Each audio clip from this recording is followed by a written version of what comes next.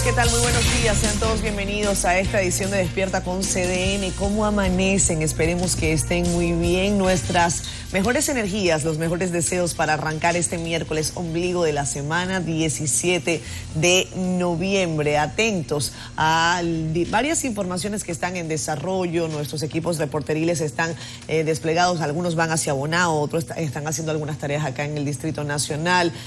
Bueno, hay nuevos numeritos para el gobierno, o al menos aspiración de ellos. Nelson Rodríguez y Héctor Marte se pasaron la noche con una calculadora. ¿Quién tiene menos, quién tiene más? Unos se dijeron, bueno, por fin me complacieron, y otros no tanto. Me refiero al presupuesto nacional que ha sido modificado por el Ministerio de Hacienda, y vamos a hablar de eso durante la jornada de hoy, también de otras cosas interesantes para que ustedes estén bien informados. ¿Cómo estás, Héctor? Muy buenos días. Buenos días, Catherine, Nelson. La modificación del presupuesto yo creo que se ha convertido casi en una costumbre todos los años. Por algunos motivos hay que hacer ajustes en cuanto a expectativa de ingresos y también de gastos, y en este caso hay circunstancias también que pudieran justificar estos cambios que normalmente pasan sin ningún problema en el Congreso. Sigue la noticia también relacionada con la temporada, o sea, esos titulares propios de la temporada navideña los seguimos viendo. Hay uno que creo que no sea un anuncio, que es tradicional de todos los fines de año, que no se ha hecho, que es el del sueldo 13. Creo que todavía no lo han dicho formalmente, o sea, el día por lo menos en que lo va a dar el gobierno. Yo recuerdo que antes, bueno, en los tiempos de Balaguer... A partir del 5 de diciembre me están aquí haciendo la voz en off de nuestro programa. Antes era noticia que van a dar el doble sueldo y que lo van a dar completo. Este año lo van a dar completo. Eso estoy hablando claro de unos años atrás.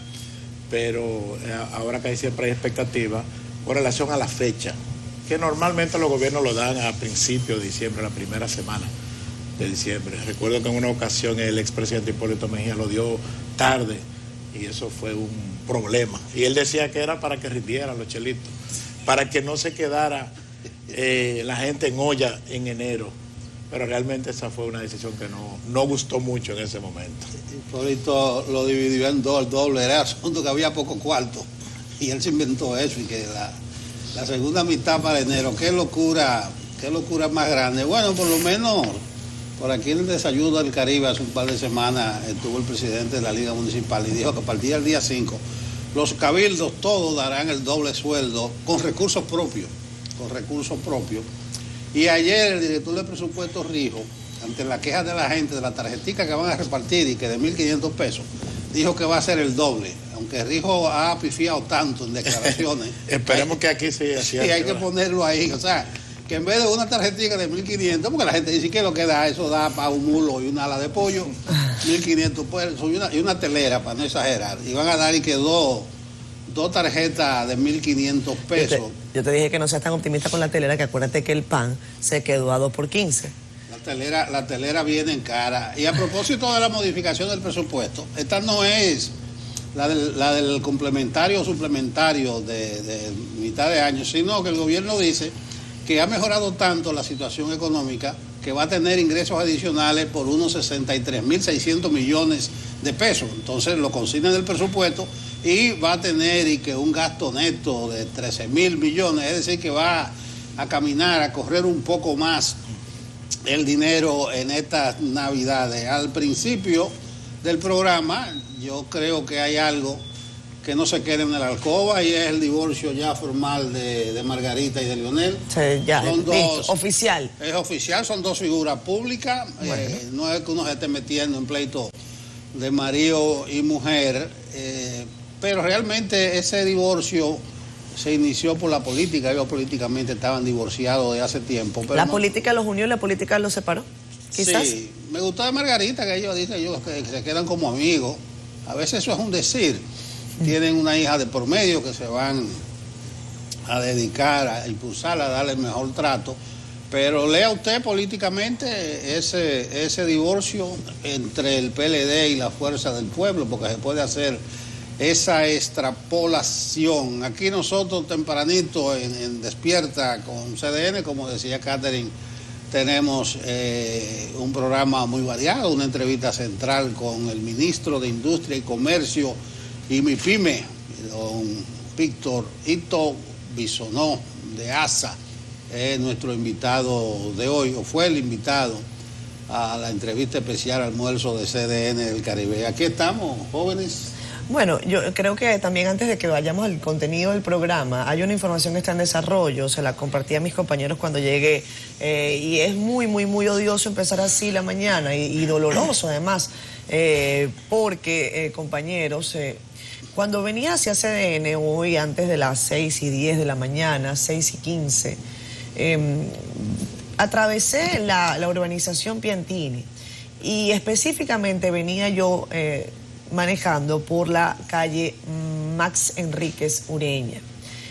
Advertí que justo antes de llegar a la avenida Winston Churchill había una patrulla de la Policía Nacional y también una ambulancia del sistema 911. Pude advertir que había un cadáver en el piso, por lo tanto me acerqué y lamentablemente la información que pude constatar de primera mano era que sí, que había una persona, un caballero, joven, por lo que pude apreciar, por dignidad y respeto a la familia, le colocamos un blur a la imagen. Un joven en short, en una franela. Las autoridades están en este momento en el proceso de levantamiento. Ni siquiera había llegado el INASIF a levantar el cadáver. Incluso conversé con un vecino que me decía, escuchamos una mala palabra y escuchamos posteriormente un golpe. No escuchamos un vehículo que lo haya atropellado. Este joven, digo yo joven porque por lo que pude ver no tenía quizás más de 30 años o no más de 35 años. No escuchamos un vehículo que le haya impactado. Por supuesto, las autoridades tendrán que referirse a los detalles del levantamiento y de la escena, pero es delicado. Él está justo entre la acera y el pavimento. No se sabe exactamente qué fue lo que ocurrió. Pregunté también si pudo haber sido una persona que se lanzó de algún apartamento, pero uno de los agentes que allí se encontraban me comentaba que era difícil, dado que la perspectiva de alguien que se lance del edificio que está justamente al lado del cadáver, hubiese caído cualquier persona encima del lobby y no necesariamente ya en la calle, en el borde de la acera. Vamos a esperar. Yo acabo de comunicarme con Diego Pesqueira. Les repito, esto es en la calle Max Enríquez Ureña, con Manuel de Jesús Troncoso, exactamente. Manuel de Jesús Troncoso con Max Enríquez Ureña, para que es en Piantini, es pasando el centro comercial, un centro comercial que estaba muy cerca. Y vamos a esperar que sean las autoridades las que nos digan qué fue exactamente lo que ocurrió. Si ustedes están o van a transitar por allí, traten de evitar esa avenida porque probablemente en este momento esté totalmente cerrada para fines de investigación. Vamos al contenido del programa. Gobierno pide modificación del presupuesto de este año. Aumentarían partidas a 11 instituciones y le bajarían a otras 14. Cientos piden justicia tras doble homicidio en Juan Adrián perpetrado por atracadores que instalaron un falso retén en la carretera. En la segunda semana de diciembre, beneficiarios del programa social Supérate recibirán el doble como regalía navideña. Abinader afirma que el gobierno no tiene nada que ocultar, mientras que ministra de Juventud pide esperar resultados de la investigación. Hoy tendremos con nosotros al ministro de Industria, Comercio y MIPYMES, Ito Bisonó. También estará más adelante con nosotros el doctor Carlos Sánchez. Hablaremos con él de la incidencia de cáncer de pulmón en personas que nunca han fumado.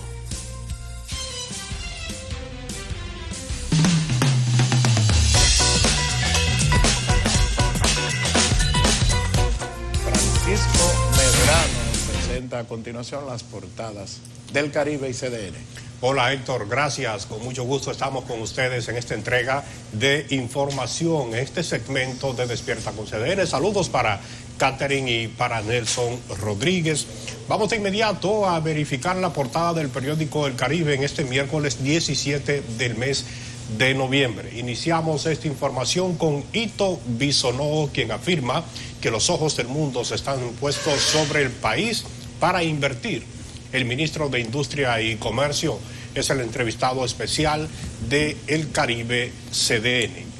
Pues continuamos con noticias de la vicepresidenta Raquel Peña, quien resaltó los logros de la multilateralidad durante su participación en la cumbre iberoamericana.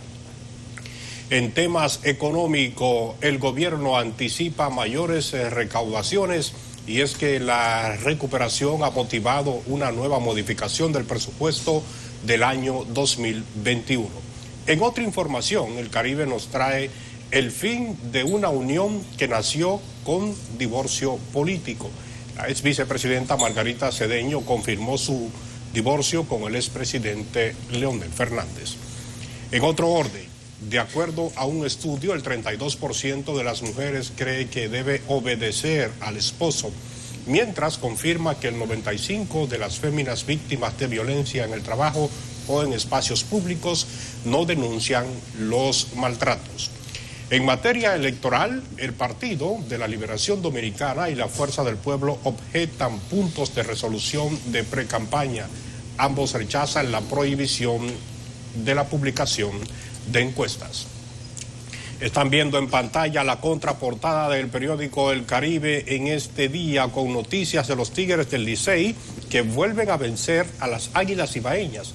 Los azules llevan 2 triunfos seguidos sobre sus grandes rivales y tienen una racha de 4 ganados.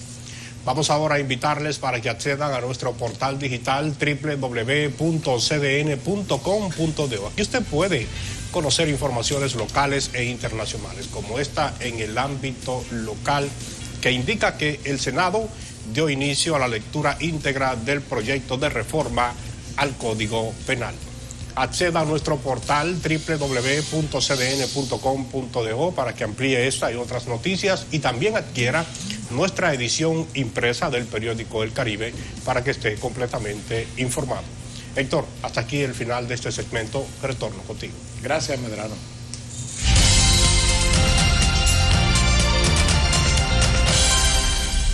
De inmediato, Jim Suriel con las predicciones del tiempo. Muchísimas gracias. Tendremos en las próximas horas un panorama parcialmente nublado en República Dominicana, despejado para algunas localidades. Hay un sistema de alta presión en el Atlántico que continúa todavía ejerciendo su influencia en nuestra zona de pronóstico. Tenemos un sistema frontal ya debilitado al norte de la región del Caribe, en el Océano Atlántico, desde donde se ha desprendido una vaguada.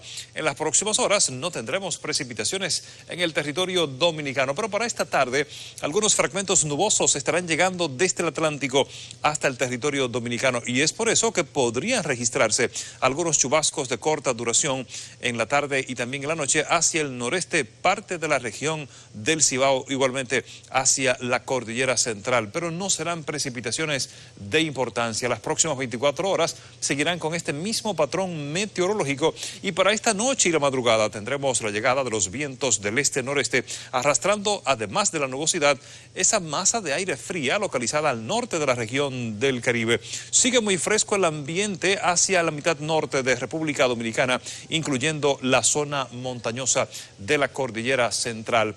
Vamos a ver el modelo de pronóstico que está presentando para esta tarde. El cielo parcialmente nublado. Bueno, en el transcurso del día se tornará entre despejado y parcialmente nublado. En la tarde tendremos posibilidad de algunos chubascos hacia el este del país. Hacia el noreste podrían también registrarse algunos chubascos dispersos. Hacia la cordillera central también podrían registrarse algunas precipitaciones moderadas y hacia el norte de República Dominicana. Esto responde a la presencia de la vaguada que está ubicada al norte de la región del Caribe y a la humedad que está llegando desde el Atlántico hasta República Dominicana.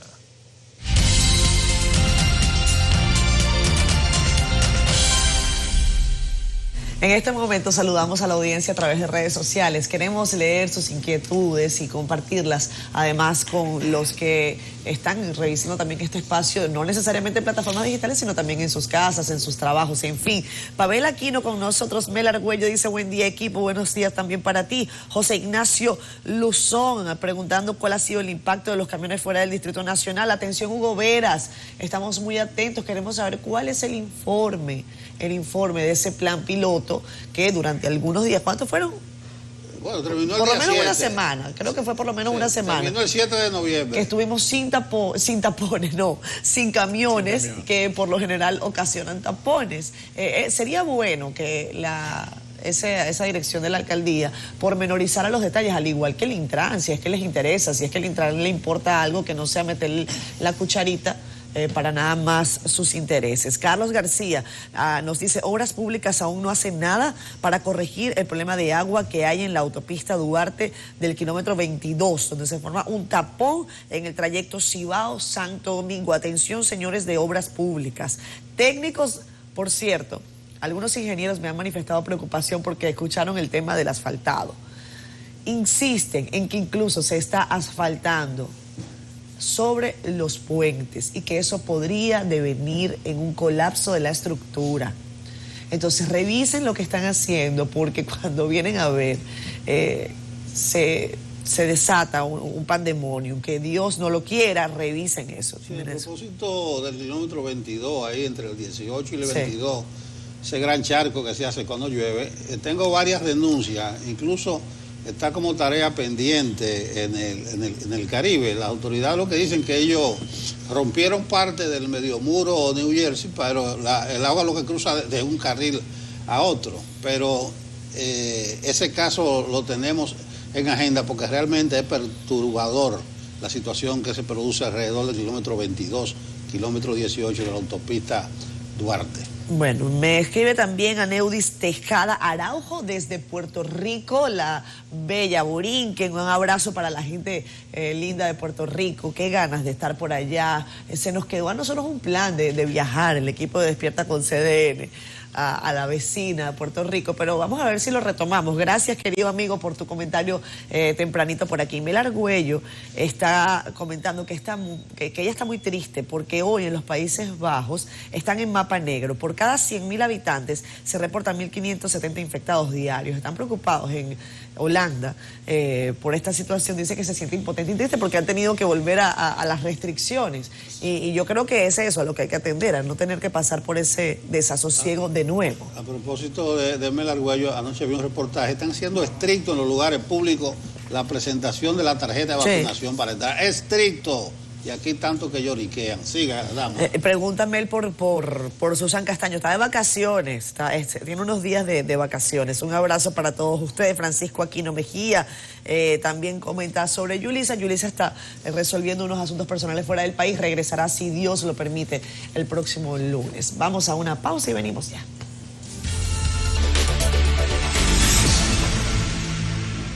A continuación, Jacmi Minaya nos presenta un recuento de algunas noticias ocurridas en el interior del país. En Valverde, familiares de un hombre asesinado mientras laboraba como vigilante en una estación de GLP piden que el caso sea esclarecido, ya que antes del crimen se dieron indicios de unas situaciones que las autoridades no han investigado. Santa Minier dijo que ni las autoridades ni los propietarios de la empresa donde laboraba su padre, José Antonio Minier, han puesto interés en resolver el caso. La Corte de Apelación de San Cristóbal ratificó la medida de coerción consistente en 3 meses de prisión preventiva contra el coronel policial Óscar Batista Mendieta, acusado de matar a un joven en Padre de las Casas. Se recuerda que Eloy Oxiso respondía al nombre de Ramón Méndez Mancebo, de 27 años, quien al momento del hecho celebraba su regreso de Estados Unidos. La policía arrestó a un hombre que se hizo pasar como miembro de la institución y que salió huyendo a bordo de una motocicleta, originándose una persecución por los sectores Alma Rosa y Ensanche Osama en Santo Domingo Este. Se trata de Jonathan Quesada Guzmán, de 29 años. En La Vega también fue apresado un hombre que se hacía pasar por médico e intentaba estafar a ciudadanos con dinero falso. El detenido es Bernardo Padilla Rosario, de 49 años. En el sector María Auxiliadora de La Vega, desaprensivos asaltaron a empleados de la planificadora Los Socios, logrando llevarse más de 100,000 pesos. En Santiago, los choferes del Consejo Nacional de Transportes Terrestres tomaron las calles en protesta por los altos precios de los combustibles, el encarecido de las piezas de los vehículos, la canasta familiar, entre otros. El presidente de la organización, Juan Marte, llamó a la población a empoderarse y unirse en la protesta. Y habitantes de la comunidad de Babor en las Charcas de Marianova, provincia San Juan, reclamaron el asfaltado de varios tramos de la carretera de la localidad, la cual se encuentra en total deterioro. Jackmi Minaya, CDN. Hay una situación dolorosa, una comunidad totalmente conmocionada, la de Juan Adrián. Juan Adrián queda, usted coge la autopista Duarte y cuando llega a Piedra Blanca, a la izquierda, ahí está Juan Adrián. Ahí hubo un doble crimen hace un par de días que ha consternado a la comunidad y la gente le está dando el último adiós a Vander Luis de la Cruz Santiago. Es un joven mensajero de una cooperativa, parece que iba a hacer un depósito, y fue asesinado por delincuentes que también mataron a un capitán de la policía. Los actos fúnebres serán hoy miércoles. José Adriano Rodríguez, nuestro corresponsal en Santiago, estuvo por ahí y nos da los detalles de esta dolorosa historia. Con hambre de justicia por la pérdida de un joven querido en la comunidad, los residentes en el distrito municipal de Juan Adrián esperan pronta respuesta de las autoridades por la muerte de Vander Luis de la Cruz Santiago. Y lo que pedimos es que las autoridades hagan una investigación profunda, que se investigue, que se dé con el paradero de estos delincuentes que acabaron con la vida de 2 seres humanos, del capitán Abreu, que lo conocíamos, trabajaba con nosotros mano a mano, de Vander Luis, que un muchacho de trabajo profesional. Mientras en Bonao decenas de personas acudan al velatorio del capitán de la policía, Juan Darío Abreu, quien falleció cuando intentaba investigar el retén que tenían los delincuentes, el cual será sepultado este miércoles, donde según los familiares se espera la visita del director de la Policía Nacional, Eduardo Alberto Ten. Está la sepultura mañana en horario de las 10 de la mañana, porque se nos notificó que el nuevo jefe de la policía viene a hacer presencia, acompañar a los familiares de nuestros fallecidos. Entonces, por eso tomamos la decisión de esperarnos a mañana y le daremos sepultura en el cementerio Caracol a las 10 de la mañana. Familiares y amigos de Juan Darío Abreu, quien dejó 6 hijos en la orfandad, lo definieron como un hombre que siempre estuvo al servicio de los demás, por lo que esperan que las autoridades policiales tengan respuesta del caso para que este hecho no quede impune. Nos sentimos muy consternados, obviamente es una gran pena para nosotros, una gran pérdida de una persona joven, llena de vida, llena de salud, una persona capacitada. Y obviamente que lamentamos que ese haya sido el hecho, que su propio compañero pues le hayan cegado la vida. Hay que investigarlo, pero también hay que aplicar los derechos, pero debieran haber estado aquí ellos también diciendo, coño, ¿y cómo matan a ese policía? Mira, qué policía más querido, que la gente está aquí, ¿por qué está aquí acudiendo? 6 hijos huérfanos, ¿eh? 6 hijos huérfanos que dejó ese policía. Las autoridades se encuentran realizando operativos en las demarcaciones de Piedra Blanca y el distrito municipal de Juan Adrián en busca de los delincuentes que cargaron con una mochila con aproximadamente 900,000 pesos. Desde Juan Adrián, en Bonao, José Adriano Rodríguez, CDN. Ponga la atención a lo que decía uno de los vecinos. Lamentable que sus propios compañeros... Lamentable que sus propios le compañeros... quitaran la vida. O sea, andaban uniformados, el famoso uniforme del DICRIN. Recuérdense lo que nosotros presentamos aquí en La Vega y en Moca, con un desparpajo de una jipeta, o sea, como Pedro por su casa, roban y matan. ¿Y cuál será la dificultad, señor director de la policía? No sé, yo advertí lo mismo, Nelson, porque la policía de entrada dijo, eran delincuentes utilizando uniforme de la policía. Bueno, pero eso también está por verse, y no lo digo yo, lo dicen los familiares del capitán de la policía, que están diciendo de entrada que fueron sus compañeros. Veamos también lo que recogió Karelyn Cuevas, ella tiene más datos, vean. Un día después del macabro hecho, todavía quedaban restos de sangre. Astutamente, delincuentes disfrazados de policías desplegaron un retén a plena luz del día en esta carretera que comunica Piedra Blanca con Juan Adrián en Bonao y asaltaron un minibús que cargaba los ahorros de una cooperativa de la zona. Fue un atraco porque el mensajero que trabajaba para la cooperativa de Juan Adrián fue despojado de una alta suma de dinero. Pero además de los 900,000 pesos, se llevaron por delante 2 vidas. Estamos cansados de abuso. Al mensajero Vander Luis de la Cruz y al capitán de la policía Juan Darío Abreu Rosario, quien se detuvo a verificar lo que ocurría. Dándole servicio al pueblo dominicano y muere así porque los ladrones quisieron matarlo. No sé qué pasó ahí, si fue un chivateo como en la cooperativa. Al capitán, que llevaba 22 años en la institución del orden, lo llora impotente su familia en Santa Rosa, Bonao. Y al joven, que además se había graduado como educador en el Distrito Municipal de Juan Adrián, donde sus residentes aseguran sentirse desprotegidos. ¿Por qué tú estás muy solo por aquí también? Estamos arropados de delincuentes y no lo sabemos. Las investigaciones en torno al caso avanzan y son varios los detenidos, incluido quien acompañaba al mensajero en el minibús en el que realizaban el envío habitual por la solitaria vía. Carolyn Cuevas, CDN. Bueno, hay misterio en el caso. Realmente de todas formas. sabemos que sí hay muchos delincuentes vestidos de policía, pero muchos de ellos están en las filas policiales. Sí, también. O sea, son policías. Exacto. Son policías, pertenecen a la institución. Hay delincuentes que se visten de policía y hay policías que se visten de policía y salen a hacer actos delictivos. ¿Entendieron el juego de palabras? Y son delincuentes. Sí. Bueno, la situación está clara ahí. Era 900,000 pesos el depósito de la cooperativa.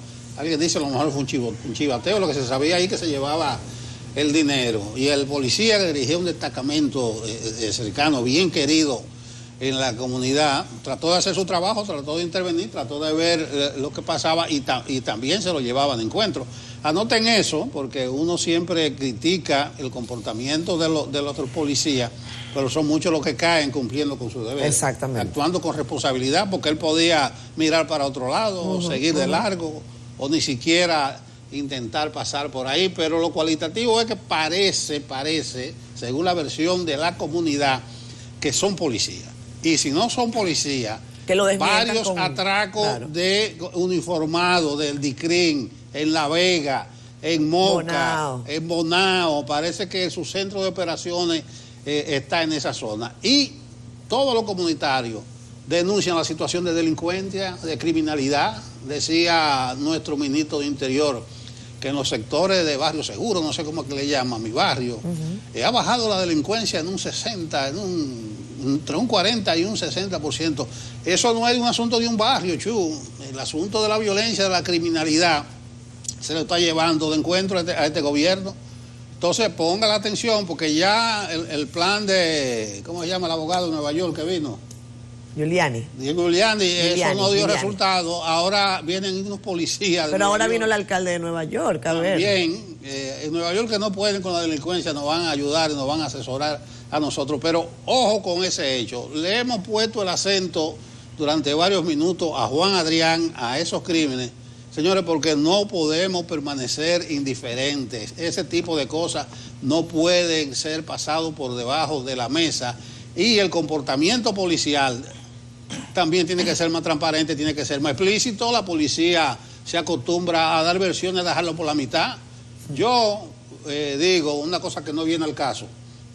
Dijo el jefe de la policía o el director que él iba a hablar responsable con lo de la foto de Reinaldo Pared. ¿Cuántos días han pasado? Y usted, un caso tan fácil, usted ha honrado su palabra. Entonces, en ese sentido, la policía se necesita más transparencia y que me acuse mi caro amigo Diego Pesqueira, que desde temprano hemos estado molestándolo. No, y que estamos esperando todavía que Diego Pesqueira nos responda con relación al cadáver que todavía está en el pavimento acá en Piantini, en la calle Manuel de Jesús Troncoso, esperando detalles de la Policía Nacional sobre ese particular. Sí, a propósito de criminalidad, ayer el diputado Omar Fernández depositó un proyecto de ley que crearía el Centro Nacional de Criminología con el propósito de analizar y crear políticas de prevención de crímenes y delitos como medida permanente ante la criminalidad en el país. Fernández detalló que el Centro Nacional de Criminología sería un soporte permanente para hacer frente a la violencia. Dice él, hace énfasis que este proyecto, esta nueva entidad, ayudaría estudiando las causas y consecuencias de la comisión de delitos con una visión preventiva con el propósito de lograr la paz social. Bien saben, el tema que más agobia al pueblo dominicano en este momento es la inseguridad ciudadana. Nos está arropando. Vemos a diario como el tema de la delincuencia, los atracos, la ratería continúa e incrementa. Y lamentablemente acá estamos muy enfocados en el tema de la represión y la investigación, que no estamos tan mal, pero creo que tenemos que pensar en la prevención del delito. El proyecto estipula que este centro serviría, entre otras cosas, para la investigación científica, analítica y estadística en materia de criminología, para establecer las causas, frecuencias y formas de la criminalidad nacional. Creo que es un buen aporte que está haciendo. Es un buen aporte. Ayer casualmente me conseguí a Omar Fernández y me dijo que después de un año y un poco más había logrado que se aprobara en comisión el proyecto. Dice, he cogido lucha en el Congreso Nacional, es su primera experiencia legislativa, y él dice que bueno, que a diferencia de cómo pasa en el sector privado, en su ejercicio como abogado, en el Congreso da muchísimo trabajo que proyectos de ley pues tengan un avance. Qué bueno que se ha presentado esto. Yo no sé si la forma sea un Centro Nacional de Criminología, pero por algo hay que empezar. Aquí se ha hablado incluso hasta de una universidad, de un instituto nacional de ciencia, de criminalística, que permita no solamente elaborar expedientes sólidos para que los fiscales posteriormente puedan condenar o llevar a procesos judiciales a los delincuentes con suficientes elementos como para que no se caigan. Así que yo creo que es bueno que se presente esta iniciativa y felicitar esa voluntad. Y me parece que el framing también, Omar Fernández dice, lo que le preocupa más a la gente es la inseguridad. Yo pienso que sí, la inseguridad y el costo de la vida. Una vez que los asuntos de corrupción, que claro que son un dolor de cabeza, han quedado, me imagino yo, por lo menos relegados en el tema de encuestas. Pero no vamos a hablar ahora de eso, hablemos de números. Y es que el presidente de la Cámara de Diputados, Alfredo Pacheco, conformó finalmente este martes una comisión especial de 16 legisladores para estudiar el proyecto de modificación del presupuesto general del Estado que está vigente. El Ministerio de Hacienda ya está justificando la modificación presupuestaria en la dinámica de las cuentas fiscales durante los primeros 10 meses del 2021. Es una perspectiva macroeconómica que apunta, dice el gobierno, a una expansión real de la economía en torno a 10.7%. Ese es el cálculo del crecimiento económico que hace ahora el Ministerio de Hacienda, ese reajuste. Esta pieza que el gobierno sometió plantea un incremento de ingresos fiscales de 63 mil millones de pesos con relación al proyectado en el presupuesto complementario que estaba presentado en julio pasado. ¿Cuáles son los ministerios y las dependencias que tienen un incremento? Bueno, ahí la Procuraduría logró más de 1.000 y pico de millones de pesos. También la Junta Central Electoral, que estaba chillando como siempre por falta de recursos. El Tribunal Superior Electoral. Hay varias entidades que van a tener incremento. Me llamó particularmente la atención que Salud Pública y Educación van a presentar una reducción significativa en el tema del presupuesto. Nelson. Bueno, en el Poder Judicial le estipulan unos 2.500 millones de pesos y la Cámara de Cuentas le van a salir unas apropiaciones por 200 millones de pesos. Eso va a ayudar en gran parte, son 11 las instituciones en sentido general y el incremento distribuido entre ellas será de unos 13.000 millones. Ya lo dije, de un aumento en los ingresos al corte de los 10 meses de unos 63.000 y tantos de millones, se van a distribuir estos 13.000 millones que van a posibilitar, por ejemplo, en el caso de la Junta, decía el presidente de la Junta Central Electoral, Román Jaque, la semana pasada, entrevistado por nosotros, que ellos están en rojo y que ellos necesitan terminar los proyectos que tienen este año sin déficit. Además de que están pidiendo un mayor presupuesto para el año que viene, pero esa boronita que le va a llegar a la Junta, para poner un ejemplo, para poner un solo ejemplo, yo creo que ayuda a poder concluir felizmente los proyectos, principalmente alrededor de de las actas de nacimiento, Sí. de ese tipo de cosas. Creo que es bueno que la economía esté demostrando estos avances, esta solidez, que según Hacienda 10.7, que coincide La más o nueva menos con el proyección. Banco Central, Sí. y que haya permitido hacer estos reajustes. Que atención, señores diputados y su comisión amplia de 16 gente, ya estamos a mitad de noviembre y eso es consignado en el presupuesto general del Estado 2021. O sea, eso no es que se lo van a dar en marzo y en febrero del año que viene. Resuelvan eso rápidamente. Sí, este tema también trae a colación una situación que se ha estado dando durante muchos años y que todavía no se ha buscado una solución. Aquí, por ejemplo, se están dando algunos aumentos a algunas entidades, pero todas estas erogaciones están muy por debajo de lo que consigna la ley, en algunos casos, porque no todas las instituciones tienen partidas fijas, pero ese problema de una serie de partidas fijas del presupuesto para instituciones como la UAS, para el Poder Judicial, para el sector educativo, para la educación, es el único renglón en el que se está respetando, se está aplicando, y es un debate que está pendiente porque hay que sincerizar realmente esos montos, porque cuando uno calcula todas esas cifras, todos esos montos fijos que tiene el presupuesto, se da cuenta de que es imposible prácticamente cumplirlo en todos los casos. Entonces, por eso todos los años se da una cosa que ellos le llaman dispensa, que es,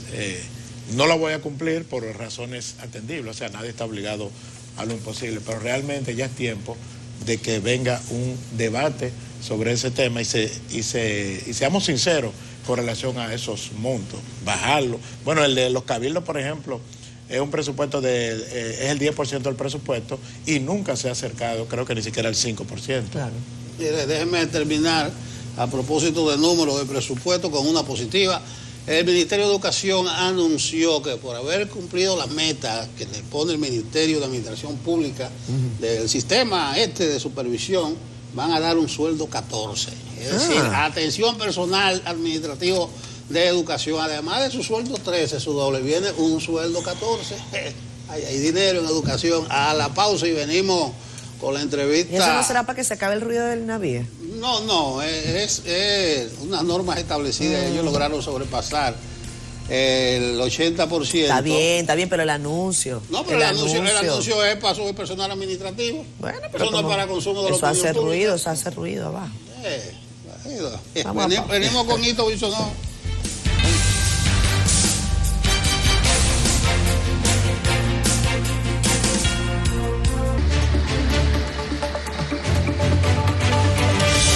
Amigos, esto es Despierta con CDN. Gracias a ustedes por el favor de su sintonía. Como todos los miércoles tenemos entrevista especial de Multimedios del Caribe, del periódico El Caribe, CDN, Canal 37. En esta oportunidad nos acompaña Víctor Orlando Bisonó Aza, ministro de Industria, Comercio y MIPYMES, a quien le damos la bienvenida. Ministro, y además aprovechamos para felicitarle porque hace apenas 2 días ganó su ministerio el Premio Nacional a la Calidad en la Administración Pública.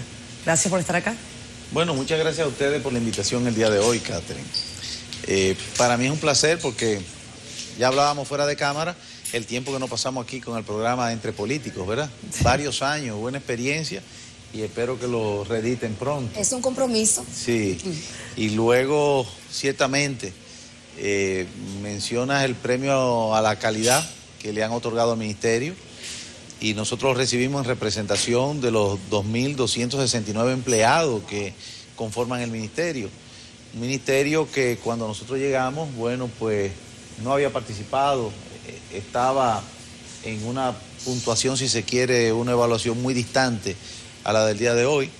Y hemos podido en corto tiempo, porque un año es corto tiempo, para en medio de pandemia, de teletrabajo, de cambio de personal, poder conformar la calidad, la institucionalidad, la rendición de cuentas, la transparencia, para clasificar y llegar a obtener el mayor reconocimiento del CIMAP.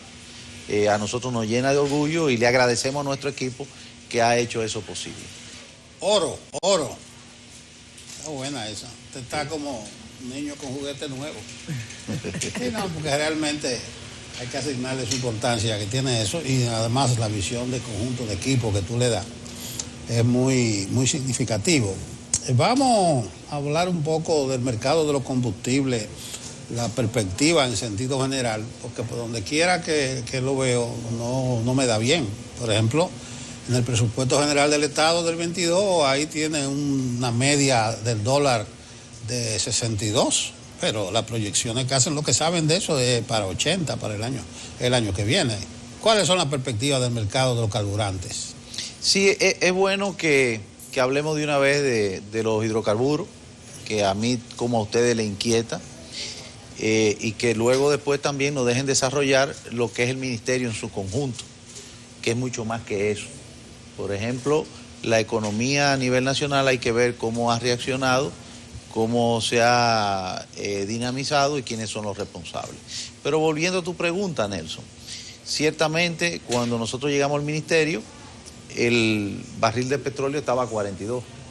Hoy está a 82, 85, 80 y fluctúa. En un país donde nosotros tenemos como referencia el petróleo de Texas, pero también inciden los destilados, porque también se importan productos terminados. Por ejemplo, los importadores privados, todos importan productos terminados. Y luego de eso, la situación. Yo en lo personal pienso igual que siempre.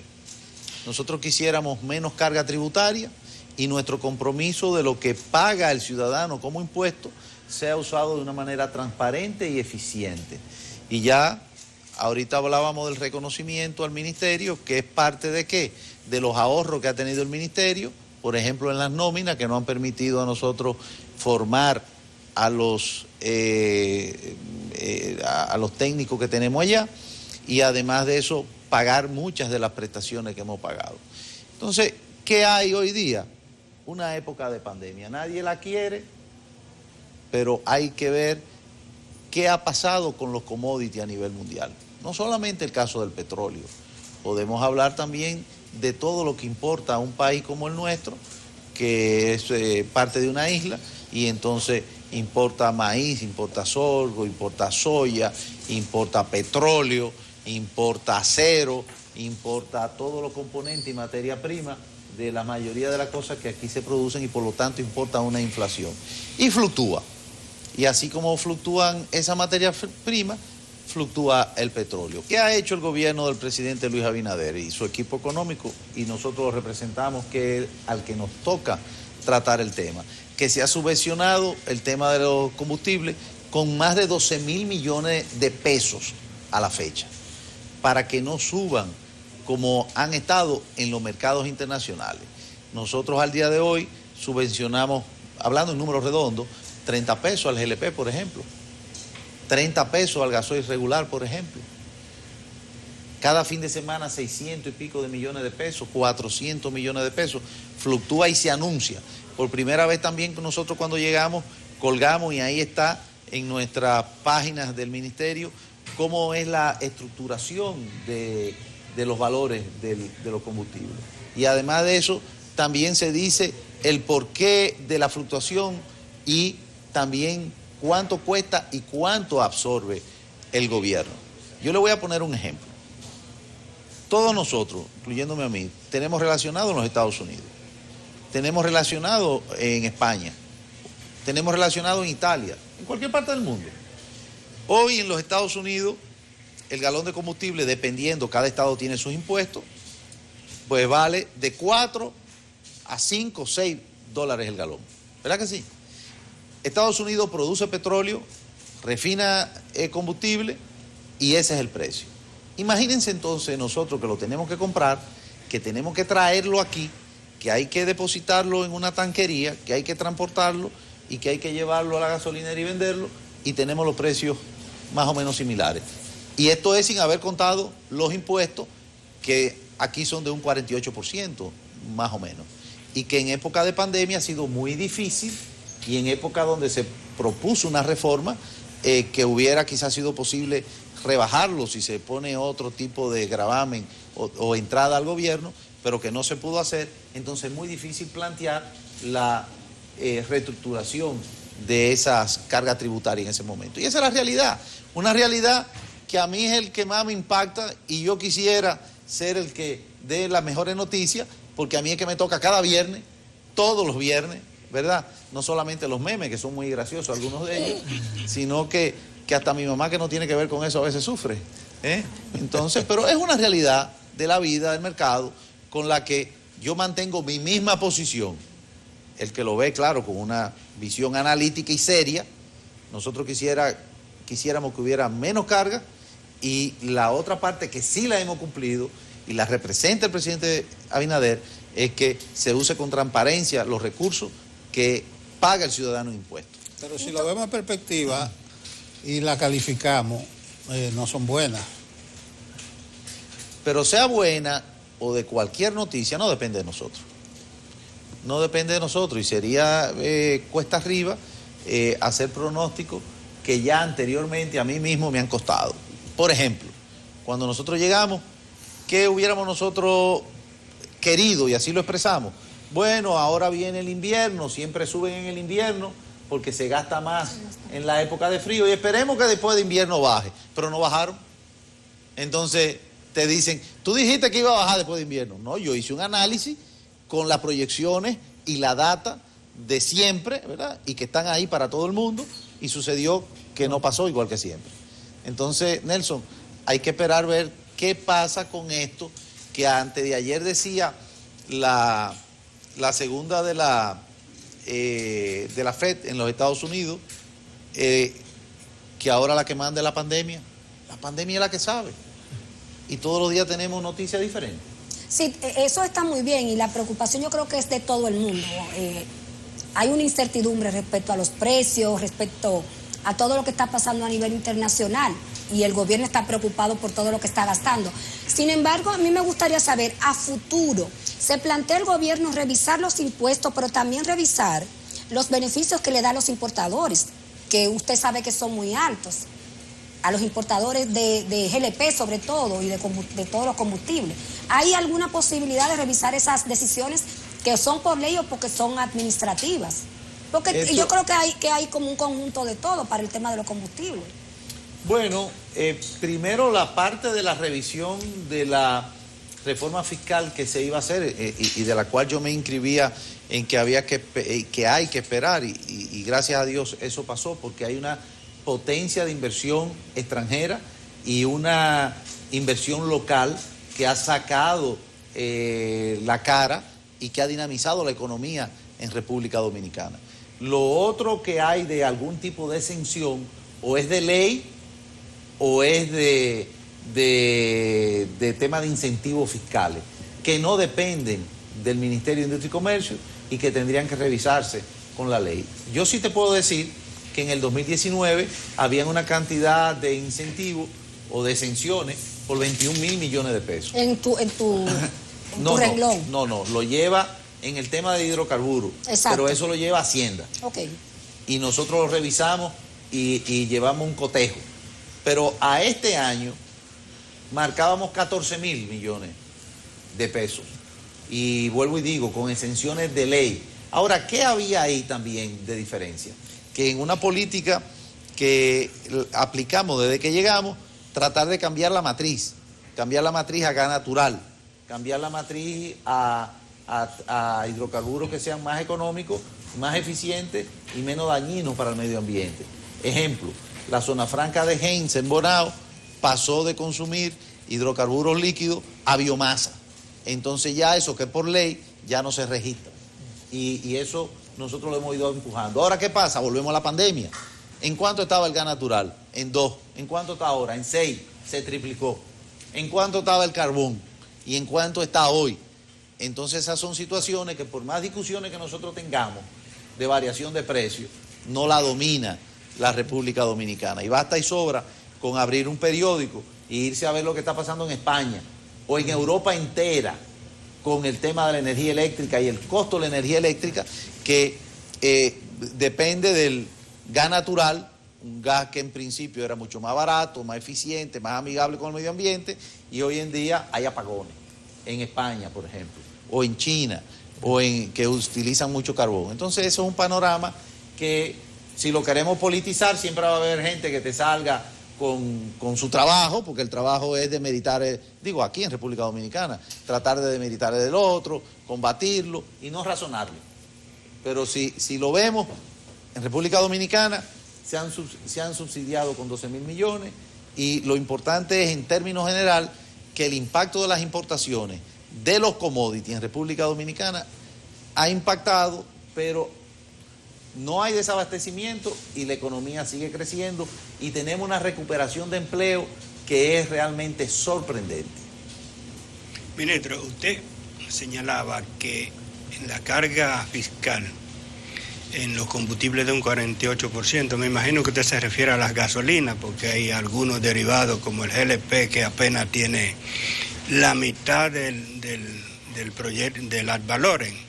Pero ¿qué proporción del consumo de combustible está al máximo y qué parte está entre los desgravados, entre los que tienen exenciones? Si una modificación a la ley pudiera mejorar ese o buscar un equilibrio. Bueno, es que una modificación a la ley es un proyecto y eso habría que ver cuáles son los planteamientos. Ciertamente el menos gravado es el GLP porque es el de más consumo y el de más impacto social, a las amas de casa, por ejemplo, y muchos también vehículos de transporte. Pero vuelvo y le digo, nosotros tenemos aquí una estabilidad de un crecimiento económico y un manejo que se ha ido ya socializando con todo el mundo, y más en este tema, donde cada viernes se le da sus explicaciones, y que al final de cuentas es el mercado internacional que los rige. Y lamentablemente en algún momento se tiene que entender que es muy difícil nosotros competir con el mercado. Estado competir con mercado es muy difícil y hay que ir nivelando eso. Pero si le parece a ustedes, podemos hablar de industria, podemos hablar de comercio, podemos hablar de MIPYME, porque el programa de los hidrocarburos va muy bien hasta el momento.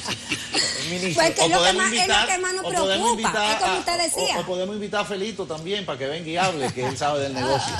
Por ejemplo, el aeropuerto de Santiago tiene una capacidad de estructura de energía solar, claro, que es parte de las transformaciones que está apoyando el actual gobierno y que se vienen realizando desde hace mucho, sí, porque también hay que decirlo. Que no dependen tanto de esos combustibles importados. Exacto, que ya se van viendo y que se van asumiendo con las mismas leyes de incentivo. Aquí hay otra ley de incentivo, pero ¿para qué es el incentivo en este caso? Para no seguir dependiendo de lo fósil. Entonces vamos a lo solar. Entonces, por eso le digo, tenemos que verlo todo en su contexto.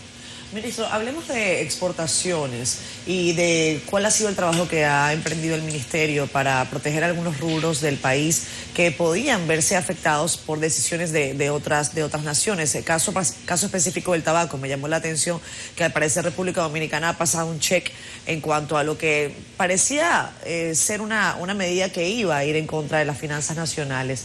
¿De qué se trató esa decisión del Congreso de Estados Unidos, o al menos lo que se tiene avanzado hasta ahora? Fíjate, lo primero es que República Dominicana y a los dominicanos se les reconoce como un país de una alta resiliencia. ¿A qué me refiero? En la mayoría de los países con el COVID, bueno, pues el aparato productivo se detuvo y ha sido muy lenta la recuperación.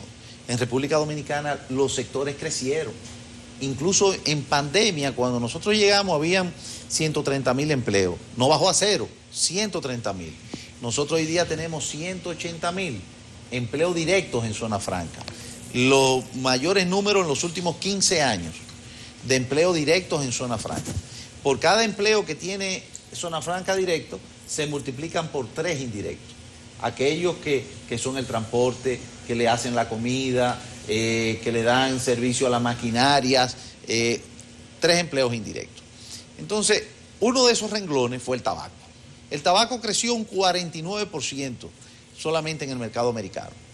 Y en exportación lo dejamos o lo encontramos en menos de 1.000 millones de dólares y, si Dios quiere, cerramos el año en 1.300 millones de dólares, convirtiéndose en la mayor industria de exportación de República Dominicana. ¿Qué pasa? En los Estados Unidos, cuando hay búsqueda de recursos con reformas tributarias, ¿dónde buscan? En los sectores que hay propuestas o porque hay discursos y discusiones con temas de salud o con temas de uso regular, si es bebida, y se ataca el consumo del tabaco. En este caso, el tabaco en sentido general, tabaco de pipa, ya sea aquello que los peloteros muerdan, tabaco mecánico y el tabaco premium. Entonces se afectaba a la República Dominicana. 600% de impuesto a la República Dominicana significaría cortar casi a la mitad la fabricación y exportación del tabaco a la República Dominicana. Que nosotros, por un mandato del presidente, que su primera salida fue a Santiago, encabezamos una comisión y hemos podido encadenar la producción del tabaco desde la siembra del agricultor, que no se hacía antes. Estamos sembrando tabaco en la Mata de Farfán, en Atomayor, en la provincia de Monteplata, en Asua, o sea, en sectores no tradicionales, que era la región del Cibao y del Cibao hacia la frontera, ¿verdad? Y algún poquito en Bonao. Entonces, nos fuimos a los Estados Unidos, tocamos la puerta del Departamento de Estado, del Congreso, de las diferentes agencias y a los diferentes amigos también que tienen que ver con eso. Y nuestro planteamiento claro, y aquí lo comparto con ustedes, si los Estados Unidos nos deja solo con Haití, que debería estar buscando algún tipo de ayuda para que no se le metan por lo menos a la frontera con Texas y se vean el espectáculo que no se da en ninguna parte del mundo de un hombre en un caballo con un fuete persiguiendo a un haitiano con unos niños en los brazos. Además de eso, no hay, las agencias de financiamiento de los Estados Unidos no tienen la disposición que tenían antes. El BID todavía no tiene los nombramientos de sus vicepresidentes porque el Congreso americano no lo ha aprobado. La DFC ofrece 2.000 millones de dólares en financiamiento, pero resulta que es un 7% al sector privado, y el sector privado lo encuentra eso en bancos comerciales internacionales más barato. No encontramos el apoyo realmente regional para países con democracia fuerte, como este gobierno que se ha independizado o se ha distanciado de los otros poderes del Estado, de la justicia, del poder legislativo, y que mandan señales que son los discursos. Entonces, espérate, además de que tú no dices presente en lo que debería de estar, nos va a golpear también con lo que nosotros hemos podido relanzar y fortalecernos como industria, para buscar 96 millones de dólares. Cuando lo va a McCabe estamos buscando 300, ahora 96. Entonces, eso caló, se entendió entre los legisladores, porque era una iniciativa legislativa del Partido Demócrata, sí, pero también en las diferentes agencias. Además de que el proyecto fue modificado, estaban buscando 3 trillones y ya eso ha ido bajando a 1,5 trillones de dólares, de millones de dólares. Y por el momento no es una amenaza para la República Dominicana. Bien. Ministro, vamos a hacer una breve pausa. Al regreso continuamos con más de esta entrevista especial del periódico El Caribe y CDN Canal 37. Ya venimos. Regresamos con más. Esto es Despierta con CDN. Gracias a ustedes por el favor de su sintonía. Hoy entrevista especial de El Caribe y CDN Canal 37. Una entrevista que usted podrá ver ampliada tanto en el periódico El Caribe en su versión impresa como también en nuestro sitio www.cdn.com.do y por supuesto también el periódico El Caribe en su versión digital. ¿Y tú? Ministro, la frontera, la situación con Haití, nuestro segundo socio comercial. Aunque he escuchado empresarios que digo que la situación es normal, que ¿hay algún impacto? Nelson, si me permiten abundar un poquito en lo anterior, no quiero que pase el tema de la zona franca, porque a los amigos que no ven en todo el territorio nacional y fuera de aquí, es bueno que se sepa que, por ejemplo, Santiago aumentó en más de un 35% la empleomanía. Lo mismo pasa en La Vega, en Moca, en San Pedro de Macorís, en La Romana con las ampliaciones, y estamos hablando de que crecieron en más de un 21% con respecto al 2019. O sea, son cosas que son palpables, que se sienten en cada una de las provincias donde están esta zona franca, lo mismo en Esperanza, bueno, en Baní tenemos un relanzamiento, en San Juan de la Maguana se dictó el decreto y no se va a comenzar ahora con la construcción de una nave, pero ya tenemos teletrabajo allá con una compañía de call center, Teleperformance, que hemos podido poner a unos jóvenes a trabajar desde allá a teletrabajo. Entonces es un sector muy poderoso, muy resiliente, que conjuntamente con la empresa privada ha comenzado a dar la cara en el relanzamiento de la economía dominicana. La frontera. A nosotros nos toca el tema de los mercados binacionales y lógicamente también todo lo que se presenta en Haití. Recuerdo como ahora estábamos celebrando el aniversario de la independencia de los Estados Unidos en un barco que vino y dio una recepción, y ahí entonces el presidente nos manda a acercarnos, el ministro de las Fuerzas Armadas y el representante también de los Estados Unidos, y bueno, se plantea una situación cuando asesinan al presidente Moïse en Haití, de que se cerró la frontera y llegó un momento en que los hospitales no tenían gas, y que no tenían gas la mayoría de los comedores, una situación crítica. Y ahí entonces el presidente nos instruyó para que se dejara pasar la importación de GLP, ¿verdad?, de los importadores locales a los compradores formales haitianos. O sea, República Dominicana ha cargado siempre con una responsabilidad, si se quiere, social con los haitianos. Cuando los demás países no le dan ningún tipo de aporte, fueron los Estados Unidos y que dijeron, no, le vamos a dar carro y más tiro y más armas para que enfrenten las armas. Bueno, pero lo que están es matándose, para que se sigan matando. A ellos les falta institucionalidad, ayuda a servicio, formalización, y en República Dominicana de alguna manera carga con una responsabilidad, vuelvo y digo, que jamás podemos ser la solución nosotros solos, pero se mantienen abiertos los mercados binacionales.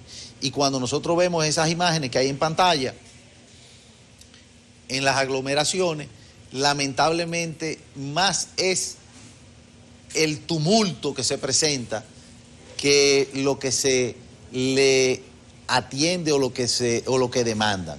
Por ejemplo, en la frontera completa la frontera, en tiempos normales, no se consume más del 10% de los hidrocarburos que se consumen en la República Dominicana, ¿verdad? Y en todos estos semanas, días, mes y medio, 2 meses, que no había combustible en Haití, no llegó a un 10% de aumento, de ese 10%. Y tú dices, y todo eso desorden, y toda esa gente, bueno, cada uno con un galoncito, o cada uno echándole un chin a un motor, o cada uno tratando de pasar un envase. Y es una pena la situación. Nosotros esperamos que vengan los países que han tenido y mantienen relación con Haití y que han tenido posesión de ese terreno en alguna época de la historia, a ayudar también a un país que necesita de mucha atención, pero internacional, no una carga de República Dominicana. Y veíamos ahora esta semana que la Asociación de Exportadores tenía una proyección de 11.000 millones de dólares de exportación este año. ¿Cómo van las importaciones? ¿Van también en ese mismo monto o son menores? Y otra cosa, ¿cómo va el sector minería? Porque como hay un tema de que antes el sector minero era muy importante, ahora la zona franca lo han ido desplazando, y si hay proyecciones de que se amplíen las operaciones mineras en el país. Sí, Albanelli, muy importante lo que tú dices, y esto me recuerda, el presidente nos ha instruido, y en eso llevamos una dinámica de una real alianza público-privada. O sea, cada cierto tiempo, el mismo presidente en Palacio convoca, nosotros convocamos y nos reunimos con los diferentes sectores. Él lo hace desde la Junta de Vecinos, y ustedes lo ven, ustedes lo recogen en el periódico, y lo hace también con los sectores comerciales, productivos importadores, para ver cómo va la cosa y en qué puede el Estado como gobierno cooperar a facilitar los procesos. Burocracia cero, facilitaciones, importación si se tiene que importar. Pero ¿qué resulta? Que nosotros estamos importando una inflación. Estados Unidos la semana pasada registró la inflación más alta de su historia reciente, 6.5%. Entonces, cuando tú importas, por ejemplo, Pampers, tú estás importando una inflación. Y aquí se venden Pampers extranjeros en los supermercados. Pero cuando tú importas maíz para darle al pollo que tú te comes aquí, que es maíz molido todo el tiempo con agua, ese es finalmente la carne de pollo, o la carne de cerdo, o de cualquier otro animal. Te está comprando también y consumiendo esa inflación. ¿En qué nos ha ayudado a nosotros? Que la producción nacional ha sido resiliente, ha sido poderosa, fuerte y se ha mantenido. Estoy hablando desde los víveres agrícolas hasta las industrias. Por ejemplo, la construcción liderea el relanzamiento de la economía. ¿Qué es la construcción? La fábrica de cemento, la comercialización del cemento. ¿Verdad que sí? Aquí hay 6 fábricas de cemento. Hay 4 que están en expansión. Nosotros fuimos a Santiago y se inauguró una expansión en Cemento Cibao. Panam está en expansión con un horno adicional. Domicén, pronto iremos a la inauguración de una expansión, y Cemex también. Y este año se hace récord en producción de cemento y en venta y exportación de cemento. Pero ¿qué pasa? Que el clinker, la mayoría de aquí, y lo otro que tiene un alto componente es el combustible para calentar. Pero lo que depende de la industria nacional y de la producción nacional se ha mantenido y con una inflación mucho más baja que la que han registrado los otros países. Y ahí está la potencia de nuestra economía y además un futuro de calidad, y ahí tan importante también del sistema de calidad que depende y que nosotros llevamos desde el Ministerio con Sidocal, que por primera vez se lanzó y nos hemos reunido 2 veces. Es un consejo donde lo preside el Ministerio de Industria y Comercio, pero que están presentes casi todos los ministros de gobierno. Porque tú dirás, bueno, ¿calidad qué es? La calidad de educación, la calidad en la construcción de obras, la calidad en la salud.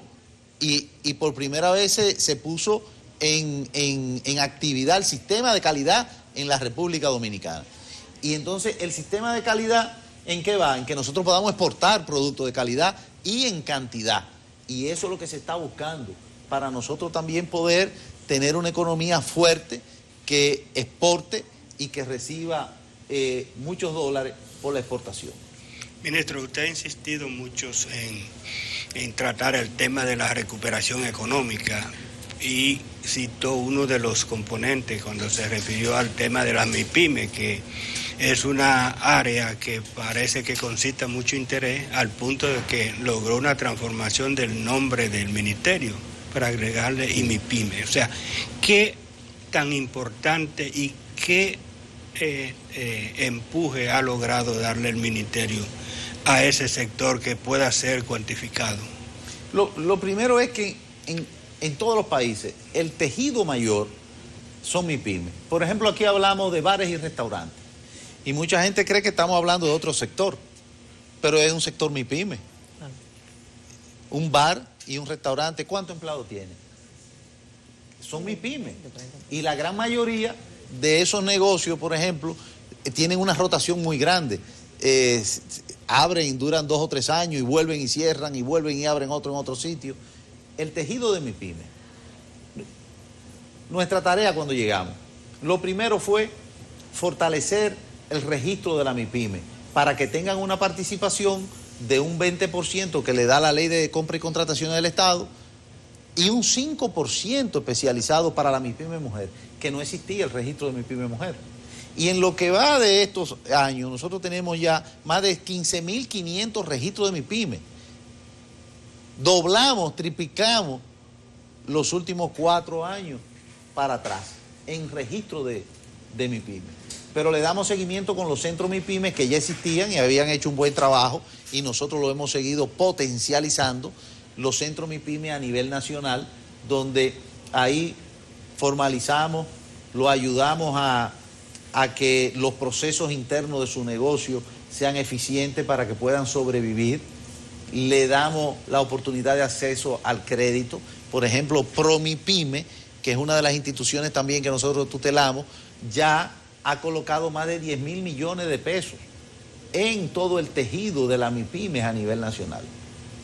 Préstamos de 50.000, 75, 100, 1 millón, relativamente bajo, pero que es el capital de trabajo que necesita una MIPYME a nivel nacional. Pero cuando nosotros también hablamos de la mujer, le podemos decir de un proyecto en la zona fronteriza, de 20 pymes mujer, que se le dio con un proyecto de la Comunidad Económica Europea un apoyo de 60.000 pesos para relanzar su negocio, pero relanzándolo con el acompañamiento de los asesores de los centros MIPYME, para que se fortalecieran, permanecieran en el tiempo. Ahí hay una señora, apellido Rodríguez, en Guayubín, que tenía un hotelito que lo iba a cerrar. Bueno, pues ya tiene su hotel.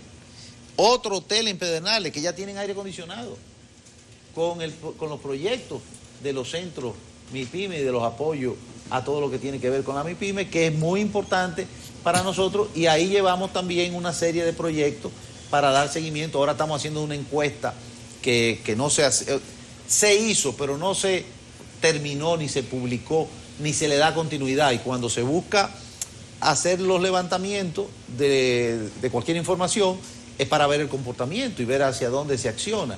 Nosotros acabamos de firmar con Barna y con varias ONG un acuerdo para hacer un levantamiento de la MIPYME, de su situación y hacia dónde tenemos que enfocarnos con el apoyo a este sector tan importante. Hito, hablando de informalidad versus formalidad en la República Dominicana y cómo evidentemente esta diversidad puede aportar o no al desarrollo económico del país, ¿cuáles son los esfuerzos que ustedes tienen en ese sentido, además de los que has comentado?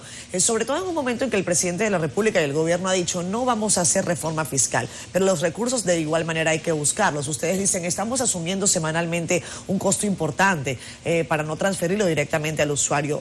Mientras el gobierno se restringe de la forma de recuperar recursos, salvo tal vez una acción más diligente de Dirección General de Impuestos Internos, quizás también de portuaria, ¿de dónde van a salir los recursos? Es la pregunta que se hace mucha gente. ¿Y cómo no afectar a las empresas que están formalmente constituidas para que no se sientan evidentemente presionadas por esas acciones y pasen una vez más al sector de la informalidad?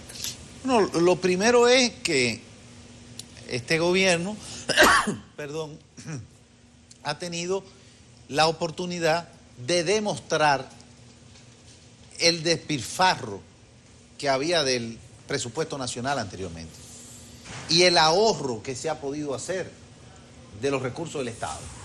Y con eso, invertir esos ahorros eficientemente para que produzcan más riquezas en apoyo a los sectores productivos nacionales. Y eso es lo primero que se ha hecho. Los presupuestos han sido lo mismo.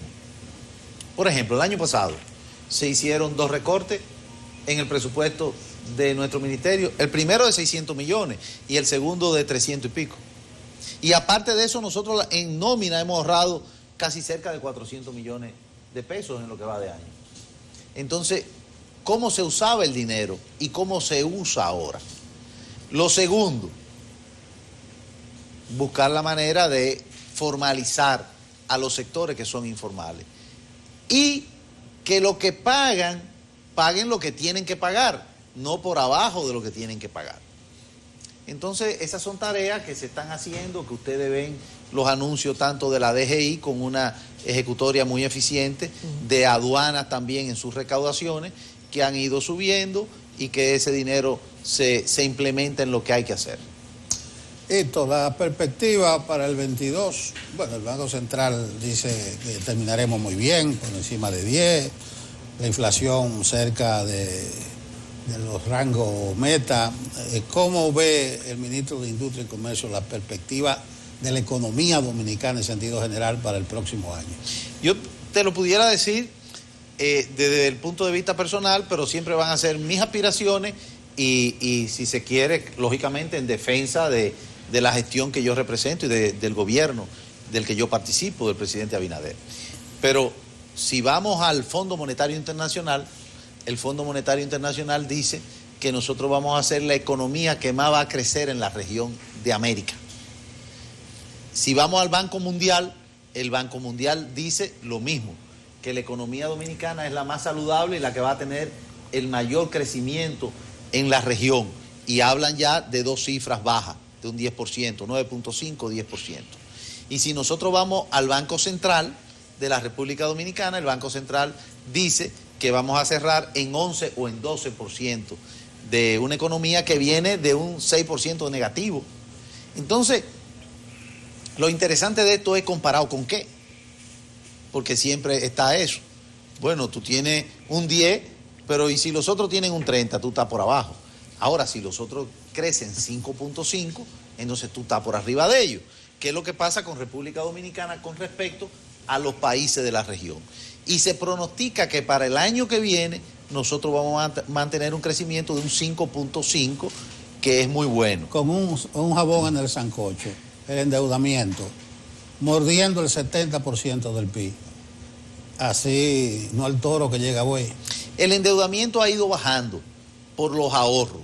Cuando nosotros capitalizamos en la reserva del Banco Central 13.000 millones de dólares, que son lo más alto en la historia de la República Dominicana, y cuando nosotros el gasto corriente y el gasto de capital del presupuesto, que ahora se anuncia un presupuesto complementario, ha sido todo en base a ahorro, aquello de la deuda y el pago de los intereses, también hay una baja. ¿Qué quisiéramos nosotros? Y ahí están mis artículos, lo mismo que escribí aquí en el Caribe, que tengo un libro con el compendio de todos los artículos que escribí en el Caribe. Nosotros creemos en un Estado pequeño, regulador, fiscalizador, supervisor, de una dinámica independiente que no dependa de la dádiva pública, de la dádiva del político de turno, con unas recaudaciones eficientes y con una ejecución eficiente, como se está haciendo ahora.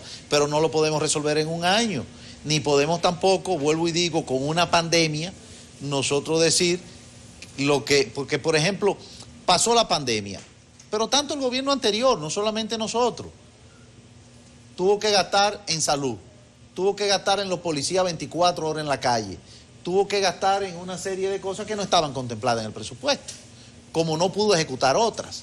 Entonces hay que ver cómo se le hace frente a lo que nos presenta la pandemia. Lo que sí podemos nosotros ver y contactar es lo que tú decías, Nelson, que dice el Fondo Monetario, que dice el Banco Mundial, que dicen los acreedores internacionales, que dicen las agencias que colocan los niveles de riesgo de República Dominicana, que todo el mundo vea a la República Dominicana con una tranquilidad económica, social, política y con un excelente manejo del COVID como un recipiente de inversión y de potabilidad y de un gobierno transparente para echar adelante todo juntos.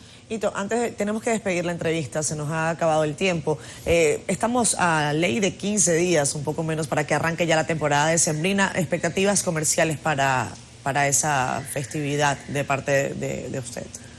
Bueno, casualmente esta semana, como le dije, nos hemos reunido con los sectores comerciales, importadores y productores. Y lo que es seguro es que el abastecimiento va a estar para toda la demanda que haya en República Dominicana. Y luego el impacto de los commodities internacionales y de las importaciones va a ser el menor posible para el público. Y eso es un seguimiento diario que nosotros le damos. Es parte también de la estrategia, que no quiero dejarlo de decir, de la transparencia y de la reestructuración que hemos hecho en el Ministerio. Tenemos 4 páginas digitales. Una de Zona Franca, donde están todos los datos que tienen que ver con Zona Franca, una de comercio, que está todo lo que tiene que ver con comercio, una de industria y una de precios, donde se puede entrar y ver un referencial actualizado de los mercados, de los supermercados y de los colmados, para que el ciudadano pueda acceder donde les rindan más su chelito. Muchísimas gracias, ministro. Sí, pero antes te quedaste con una. No, una obviedad, hasta yo la puedo contestar, pero me asalta la inquietud si el hito político, con un proyecto y con unas relaciones y afiliado a corrientes internacionales, se va a dedicar a burócrata durante un buen tiempo. Bueno, yo primero tengo que agradecer al presidente Abinader, que nos ha dado la oportunidad de demostrar lo que nosotros con un buen equipo podemos hacer frente de un ministerio. Y los hechos están ahí para que se evalúen. No es un secreto lo de esta semana con la medalla de oro, ¿verdad? Pero tampoco es un secreto que la IRD, la Asociación de Industria de la República Dominicana, ha anunciado también los 3 galardones que dan en diferentes áreas, y el Ministerio de Industria y Comercio está en uno de ellos. Entonces, te digo eso, Nelson, porque seguimos manteniendo nuestras relaciones internacionales, las estamos aprovechando a favor del país, como el tema del tabaco y muchas otras cosas, pero enfocado en el Ministerio de Industria, Comercio y MIPYME, donde en este momento podemos demostrar que podemos servirle al país con transparencia, con dedicación, con esmero, con mucho amor, con patriotismo, independientemente de que, bueno, el conglomerado tiene que opinar, y esa es la democracia. Bueno, gracias. Y todo eso, ¿no? Ministro de Industria y Comercio, con esta parte de la entrevista. Vamos a hacer otra pausa en Despierta con CDN. Cuando regresemos tenemos más programa. Quédense ahí. Hoy es día del cáncer de pulmón y para hablarnos de este tema tenemos vía Zoom al doctor Carlos Sánchez. Buen día, doctor. Mucho gusto, muy buenos días, gracias por la invitación.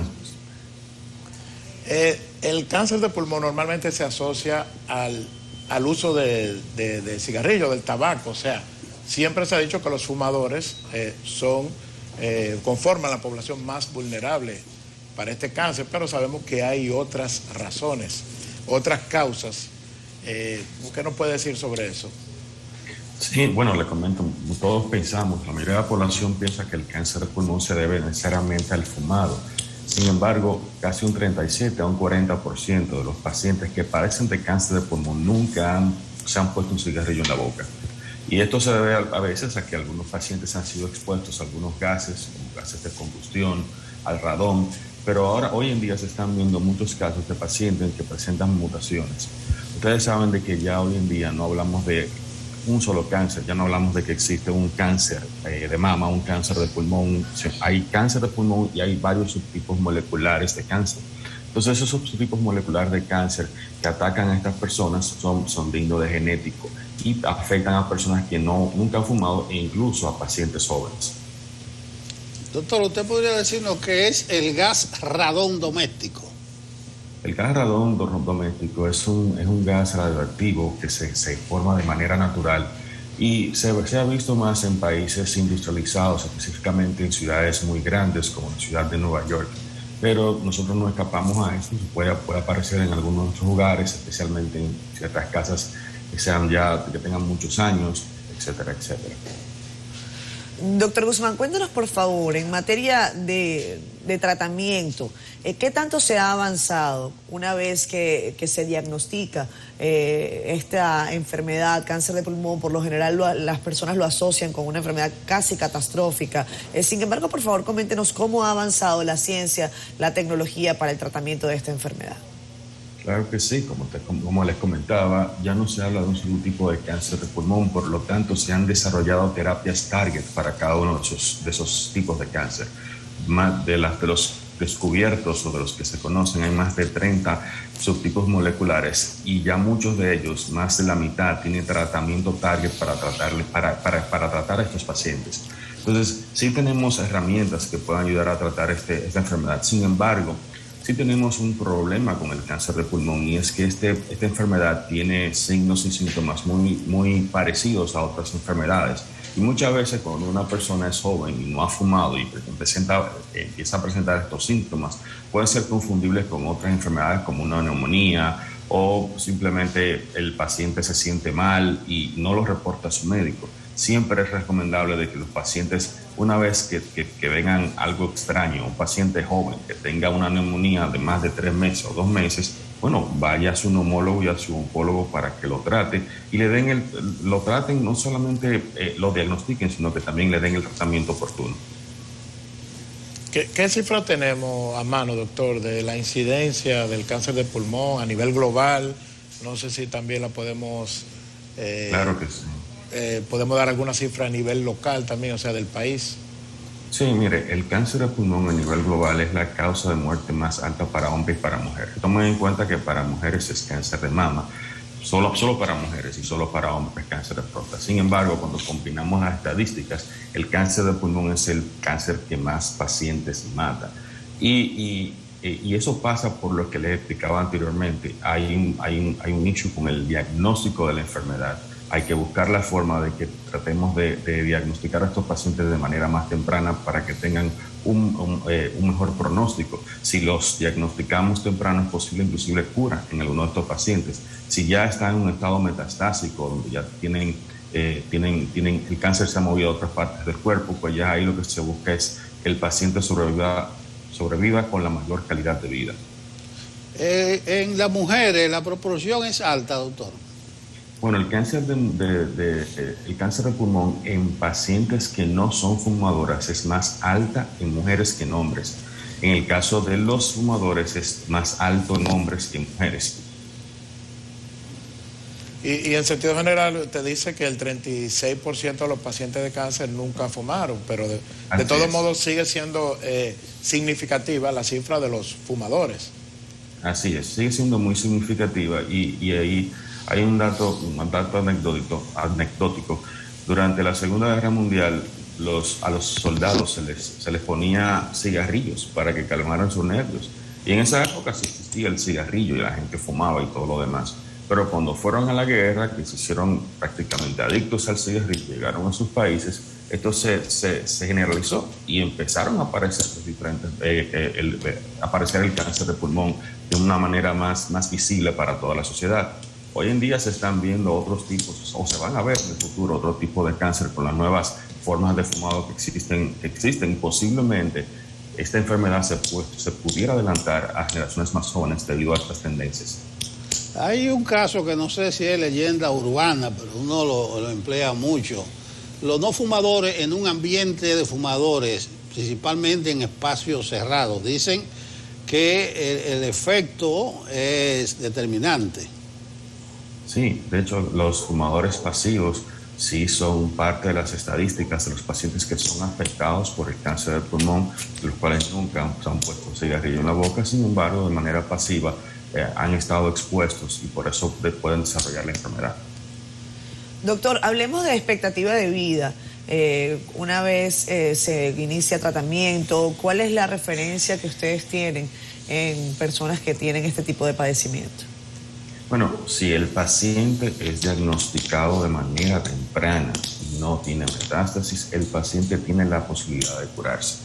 Si el paciente ya es diagnosticado en una etapa tardía o etapa metastásica, las estadísticas dicen que la sobrevida del paciente puede estar por encima de los 5 años si utiliza el medicamento Target para su tipo de cáncer. Doctor, ¿qué tal si terminamos con un mensaje, una exhortación suya de manera preventiva, aprovechando la fecha? Bueno, recordar siempre de que prevenir es mejor que lamentar. Si usted es una persona joven, a pesar de no tener historia familiar de cáncer de pulmón, y empieza a manifestar síntomas como una neumonía que no se le quita por mucho tiempo, o que empieza a escupir sangre, ese tipo de cosas, vaya a su neumólogo, a su oncólogo, para que éste lo revise y puedan hacer un diagnóstico a tiempo si es el caso. Y si usted es una persona fumadora, pues ya hasta el cansancio se ha dicho que el cigarrillo al final hace daño y que puede provocar cáncer. Entonces, evitemos eso y también evitemos las nuevas tendencias de fumado para que las nuevas generaciones no sufran de esta condición. Gracias, doctor Carlos Guzmán, gracias por habernos acompañado. Ha sido un gusto tenerlo y bueno, compartir esta experiencia suya con la audiencia en una jornada de concientización tan importante como esta. Feliz día, ¿eh? Igualmente, feliz día a todos. Hasta luego. Hasta luego. Vamos a pausa.